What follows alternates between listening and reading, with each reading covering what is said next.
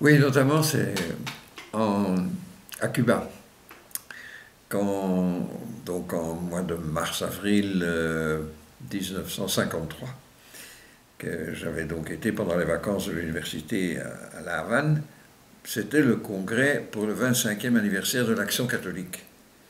Mais en même temps, la JEC en avait profité pour faire ce congrès pour l'Amérique centrale et les Caraïbes, et Cardin était venu, et Marguerite Fievé aussi. Entre parenthèses, la sœur de Marguerite Fievé avait été contractée par ma famille quand nous étions enfants, parce que j'ai jamais été à l'école primaire. C'est toujours ma mère qui m'a enseigné, et une préceptrice, si tu veux. Parce que nous habitions en dehors de Bruxelles, en pays flamand. Et alors j'allais passer les examens au collège Saint-Michel chaque année.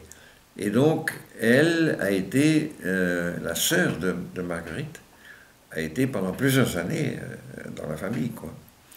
Donc je connaissais un peu Marguerite par d'autres biais.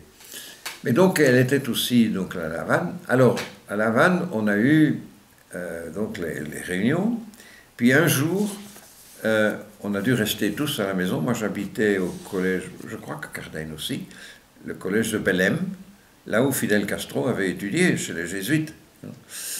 Et d'ailleurs, l'aumônier de la JOC était un jésuite, qui me rappelle toujours, qui m'a dit « La JOC donne plus de vocation aux jésuites que le collège, avec plus de 1000 élèves. » Et donc, nous avons dû rester pendant une journée dans le collège parce qu'il y avait eu une tentative d'assassinat du président Batista, le dictateur de l'époque, et l'étudiant qui avait essayé de l'assassiner avait été tué, et c'était les funérailles de cet étudiant, et pour éviter tout problème, il y avait eu couvre-feu pendant toute une journée.